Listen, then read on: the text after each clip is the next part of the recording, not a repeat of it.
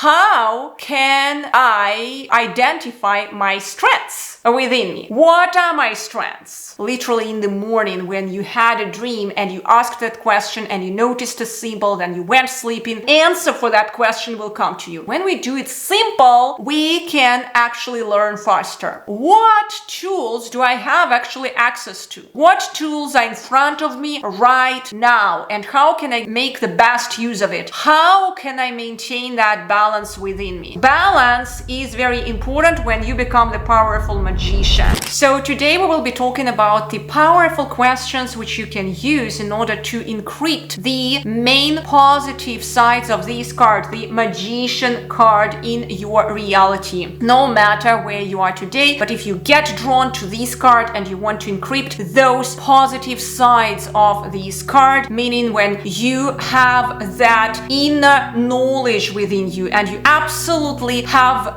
that power over your speech, over your will, over your thoughts, over your physicality, right? And you can create that miraculous soup out of everything, right? You can create wonders out of the thin air. So it's like those powerful manifestors here, they know how to visualize this reality, they just know some secrets. So if we wanna actually go and manifest powerfully anything into this reality, we will be drawn to this card. Now, which questions can we use as a tool to get closer to the positive attributes of this card, which I mentioned earlier right now? Question number one. It's interesting that I showed you this finger right now, because if we talk about the affinity from zodiac side, it's for this card, it's the Mercury, right? Mercury. Okay, so those who understand everything in astrology and in palmistry, and yeah, you will really get what I am talking about right now. But it's really powerful how we maneuver here through our body, and our body is in some sense a powerful instrument here. And it always amazes me how we can deconstruct this reality and then reconstruct it again. Well, continuing the topic with powerful questions. So how can I identify my strengths within me? That's question number one.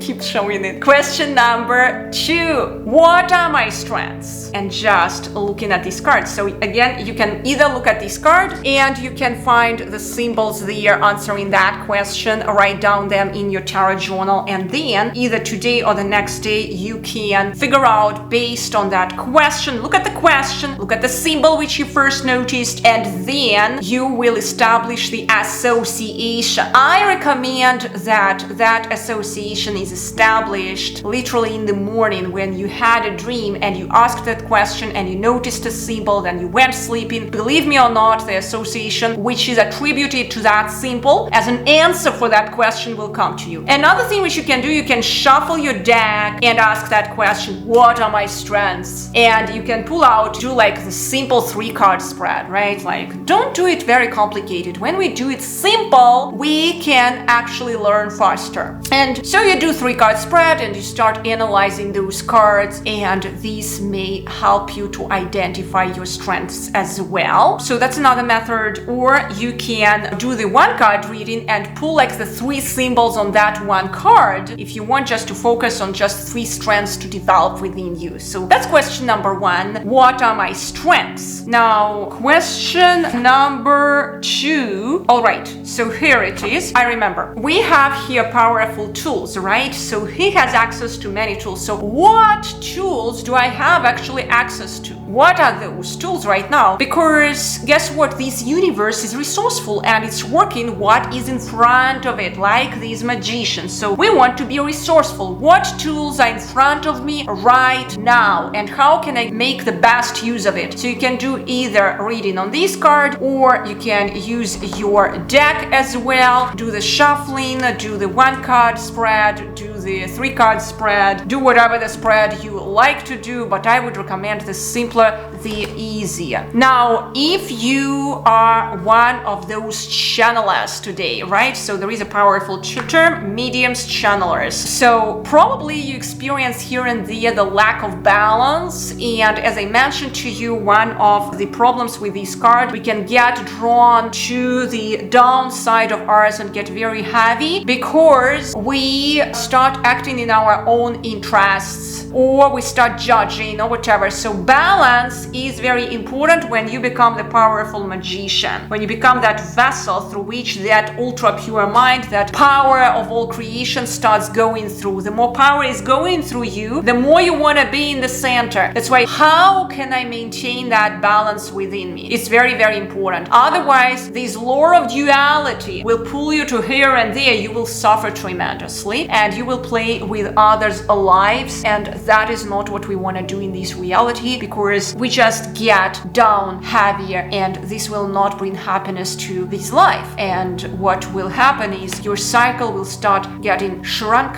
and shrunk and shrunk, and you will start noticing the ages of the signs of aging and whatever. So we don't want to go there. So powerful magicians who are already listening to me here, we want to stand in the center, right? So equanimity matters. I hope it all served you well, and you can use all these questions to instill those very beautiful positive qualities of this wonderful hero within you effectively.